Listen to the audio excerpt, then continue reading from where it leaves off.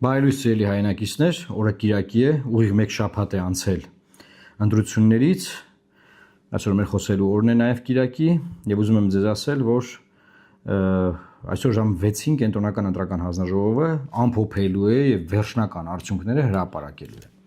Ինչ է մեզ սպասվում, եկեք քննարկենք։ Ուրեմն նախ ուզում եմ անդրադառնալ ազատ, արդար, թափանցիկ ընտրությունների չափանիշներին։ Արդյոք նախընտրական շրջանը ազատ էր։ Ես կարծում եմ, որ ազատ չէր։ Ինչու՞, որովհետև վարչական ռեսուրսը ԱԱԾ-ական բարքերը երկրում վխտում էին եւ մենք կոնկրետ գյուղ ենք գնացել, որտեղ ԱԱԾ-ն մեզ հետևում էր։ Մենք գյուղերում ենք եղել, որտեղ ԱԱԾ-ն զանգում էր գյուղապետերին, ասում էր, ինչ եք թույլ տվել, որ այս մարդիկ գան ստեղ, այս ինֆորմացիան էլ կար։ Եվ չէ՞ անհասկանալ, այսինքն ով կարա մեզ ասի մենք ուր ենք գնում, դրա մասին այդ ժամանակ մենք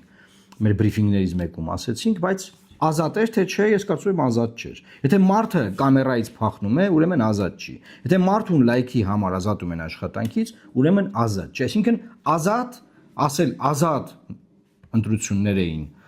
նախընտրական շրջանում, այդպես չի։ Փողի, ադմինիստրատիվ ռեսուրսի, այդ այլանդակությունների ֆոնին, ասենք ոնց կարա լինի այս իրավիճակում ազատ։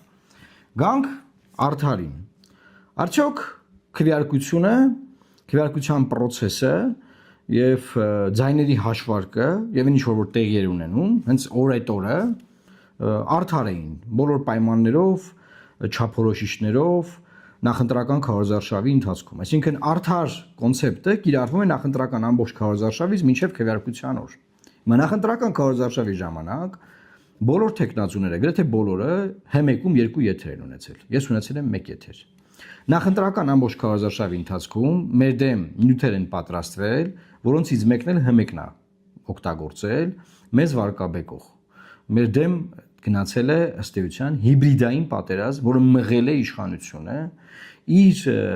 պրոքսի կառույցների կողմից, բայց այդտեղ Հ1 կա, Հ1-ի պարական պրոքսի չի կարող անել, որտեղ մեր հարկերով վճարվող բան է, այսինքն արդար չէր, պայմանները հավասար չէին, մեդիան հավասար չէր ծածկում բոլորիս, այսինքն այն պարագայում ազատ չէր, այս պարագայում էլ արդար չէր։ Գնացինք թափանցիկին։ Արդյոք ձայների հաշվարկը թափանցիկ էր։ Արդյոք մենք հասկանում ենք, թե ոնց է ձայները հաշվարկվել։ Արդյոք մենք հասկանում ենք ինչի է մեր ձայները կորել, հետո ինչ որ մի մասը վերականգնվել, չգիտեմ։ Արդյոք այս ամեն ինչը թափանցիկ էր։ Բացարձակ թափանցիկ չէր, մինչև այսօր թափանցիկ չի եւ անհասկանալի է այս որոշումները ոնց են կայացվում։ Այսինքն թափանցիկություն չկա հասկանալու համար, ինչա տեղի ունենում։ Հիմա նայեք, մենք դեռ չգիտենք, քանի ուժ անց է խորհրդարան։ Այսինքն թափանցիկը սա է, որ թափանցիկ չի process-ը, չես հասկանում, ինչա կատարվում։ Այսինքն ընտրությունները ազատ չէին, արդար չէին եւ թափանցիկ չէին։ Գնացինք առաջ։ Ամենաշատ ձայն ստացած ուժը, Ուժեղ Հայաստանը առաջարկ է արել։ Սամվել Կարապետյանը, եկեք քննարկենք Սամվել Կարապետյանի առաջարկությունը։ Առաջարկում է երկու պայման, կամ նոր ընտրություններ նշանակել, կամ գնալ երկրորդ փուլ, որը կորոշեն, ասում է, դա էլ կանենք։ Սամվել Կարապետյանն ասում է, որ մեզ պետք է լեգիտիմ իշխանություն, ամբողջությամբ համաձայն եմ, դրա մասին շատ ենք խոսել, եւ ասում է, որպես լինի լեգիտիմ իշխանություն, ասում է, ոչ մենք ենք հաղթել, ոչ Նիկոլը, հետեւաբար ասում է, պետք է լինի երկրորդ փուլ։ Եվ նա գտնում է, որ օրենքով երկրորդ փուլի եթե լինում է, երկրորդ տեղ ուժը, այսինքն Ուժեղ Հայաստանը, եւ առաջ տեղի ուժը, այսինքն քաղ պայմանագիրը գնում են երկրորդ փուլի ընտրության։ Այսինքն Սամվել Կարապետյանի հաշվարկն այն է, որ երկրորդ փուլում ինքը ամբողջ ընդդիմության ձայները տանի եւ փորձի այդ ձևով հաղթել Նիկոլ Փաշինյանին։ Տրամաբանություն կա բնականաբար, լոգիկան լավն է շատ, բայց այստեղ շատ կարևոր հանգամանք կա, որ Սամվել Կարապետյանը դա կարող է անել մինչև ընտրությունները ձևելով մեկ միասնական բևեռ, մեկ ցուցակով, որը մենք առաջարկել ենք։ Արդեն չի եղել, գնացինք առաջ։ Հիմա այս տրամաբանական առաջարկը, որը որ շատ լավ կլինի, եթե սահմանադրական դատարանն է, ԿՀՆ-ը, չգիտեմ ով է, իրենք դիմում են այդ մարմիններին, ասում է ՍԴՆ թող որոշի։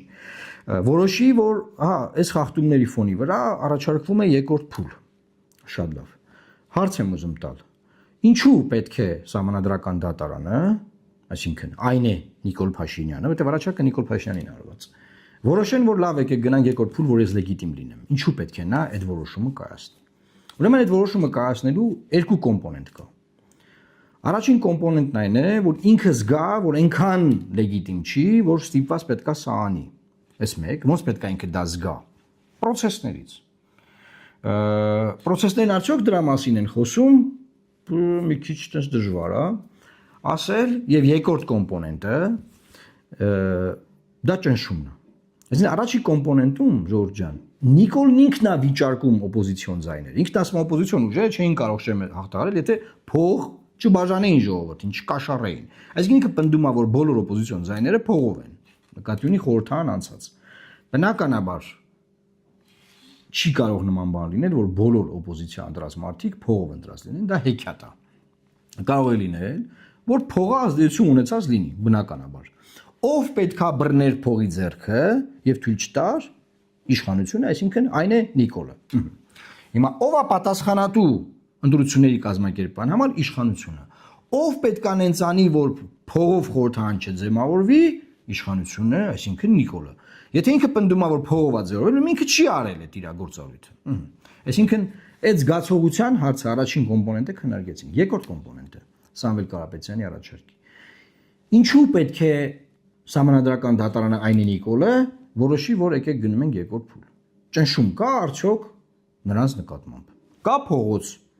Այն գիշերը որ ինքը մտավ եթեր եւ ասաց, որ Ժորժ ջան 10% գրաթերթիկներն ամփոփած են, մենք հաղթել ենք, միայնակ ձեռել ենք կառավարություն։ Փողոց չկա։ Որևէ բան չկա։ Մի շաբաթ անցել է, ոչ մի գրամ ճնշում իշխանության նկատմամբ չկա կիրառված։ Հետևաբար Սամվել Կարապետյանի առաջարկը կարող է կյանքի կոչվել, եթե ճնշում գործադրվի իշխանության վրա։ Իշխանության վրա ճնշում կարող է գործադրվել, էլի եմ ասում, երկու կոմպոնենտով։ Ցույց տալ, որ դու լեգիտիմ չես, դելեգիտիմացնել եւ երկրորդ փողոցային ճնշումը։ Հիմա փողոցային ճնշումը չկա։ Գնացինք առաջ։ Ինչ գործիք ունի ինդիմությունը, կոնկրետ Սամվել Կարապետյանի ձեռքին, հենց հիմա ինչ կա։ Սամվել Կարապետյանը կարող է հայտարարել,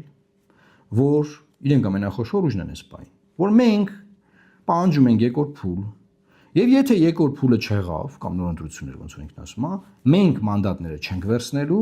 Քոչարյանն անկել ասում են, եթե իրանք չվերցնեն, մենք էլ չենք վերցնի, այսինքն խորհրդարանի ընդդիմությունը կվիճարկի լեգիտիմությունը ձևավորված պարլամենտի։ Եվ դրա կլինի ճնշում Փաշինյանի վրա, որ ինքը գնա երկրորդ փուլի։ Այսինքն, նայեք, փողոցը չկա, այն չկա, բայց կա մի հատ գործիք իրանց ձեռքում։ Ճնշել իշխանությանը լեգիտիմությունը վիճարկելով։ Եվ ասել, որ եթե մենք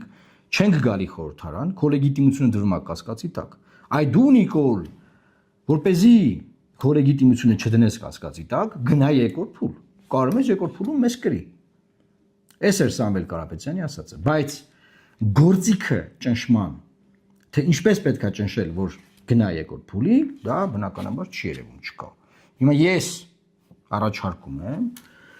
որ ընդդիմությունը կարող է դա անել, այսինքն Սամվել Կարապետյանը կարող է նախապայմանը դնել եւ այդ նախապայմանով Նիկոլ Փաշինյանին պարտադրել երկրորդ փուլ։ Եթե չէ, ոչ մի ձևի Նիկոլ Փաշինյանը իր վրա ճնշում չի զգալու, որ ինքը գնա երկրորդ փուլի կամ նոր վերակվարկության։ Ոչ մի ձևի։ Եվ այս պարագայում գդիմեն ՍԴ, գդիմեն ստեղ, ընդեղ եւ ճնշումը այդ մակարդակի չի լինի։ Եվ այդ որոշումները կհրապարակվեն, հետո կասեն, եթե պիտի դիմեիք ՍԴ-ն ասել ամեն ինչ նորմալ է, գնացեք պարլամենտ, ու դուք չգնայիք։ Խոսքի խեք դիմե ՍԴ, հարց 1, երկրորդ, եթե պիտի դիմեիք ՍԴ, վիճարկեիք ընտրություններ, ասեիք կեղծված, ու դրանից հետո գնայիք պարլամենտ։ Էլի, խիեիք դիմե ՍԴ։ Դա երկրորդ հարցն է բացվում։ Դրա համար սիրելի հայրենակիցներ, ես շատ եմ մտածել, բնականաբար շատ խորը լոգիկա կա Սամվել Կարապետյանի ասացի մեջ, ասում ախպեր ջան, ես չեմ հաղթել, դու չես հաղթել, ես էլ եմ ուզում լեգիտիմ իշխանություն, դու էլ ես ուզում լեգիտիմ իշխանություն։ Երկրորդ փուլ արա, ով կհաղթի, թող նա էլ ձևավորի լեգիտիմ կառավարություն։ Շատ լավ, բայց խի պետք է Նիկոլը ստիպված դա անի։ Ինչի համար, ոնց պետք է ստիպի ինքը։ Ոնց պետք է ինքը զգա, որ ձև չունի, պետք է գնա այս երկրորդ փուլին, ոնց։ Միակ բանը, որ կարելի է այս պահին անել, որտեղ ես չեմ հավատում փողոցին, փողոց չի լինելու, արդեն չի եղել, չի կարող լինել, էներգիան գնացած է։ Դա այն է, որ իրենք կարող են ասել, որ մենք չենք վերցնի մանդատները, եթե դու չանես երկրորդ փուլ։ Որովհետև եթե այդ ճնշման վերջի լծակը չի օգտագործվում, Ժորժ ջան, ես կանխատեսում եմ լինելու է հետևյալ բանը։ ՍԴ-ը ԿՀ-ը բանը որոշումները կայացնելու են, գազը գնալու է եւ ինչ են անելու հետո։ Գնալու են խորհրդարան ու դուսա գալու իրենց չճանաչած ընտրությունների, չճանաչած խորհրդանի, ոչ լեգիտիմ խորհրդանում գնացել են աշխատում են եւ հետեւաբար միջազգային հանրությանը ուղերձ են տալի, որ սա նորմալ է, լեգիտիմ է խորհրդանը։ Էս է իրավիճակը եւ սա երևի թե միակ լուծումն է ճնշման համաժողովրդական, որ այդ պրինցիպիալ հարցը դրվի, որ եթե դու չես տանում երկրորդ փուլի, մենք քո հետ չենք գալիս քո համակարգում քո հետ խաղալու։ Էսա մնացած բոլոր շատ եմ երկար մտածել եմ, էլ ինչ կարելի անել, էլ ոնց կարելի անել, էլ ինչ կարելի անել։ Ուրիշ լծակ էս պայն օպոզիցիայի ձեռքում չկա։ Ուրիշ հնարավորություն օպոզիցիան հիմա չունի։ Փողոցի թեման միշտ կա, բոլորը խոսում են, բայց ես օրինակ հիմա նայում եմ, ես չեմ տենում այդ։ Այսինքն փողոցը կարա ուղեկցվի այդ նախապայմանին։ Նախապայմանը դրվի ու փողոց էլ լինի, օքեյ։ Եվ ձեզ ասեմ, որ եթե նախապայման դրվի նման, որ ժողովուրդը տենա, որ այս օպոզիցիան չի հարմարվում գնա մանդատները վեկալի, այլ նախապայմանա դրի, կարա դուրս գա փողոց։ Եթե չկա նախապայման, ուղղակի առաջարկ, որ բանը Նիկոլը առաջարկում ենք քեզ կամ անվավեր ճանաչես գնանք նորից ընտրության, կամ երկրորդ փուլ դնես, ես ու դու գնանք երկրորդ փուլում տենանք ով կկրի, օքեյ։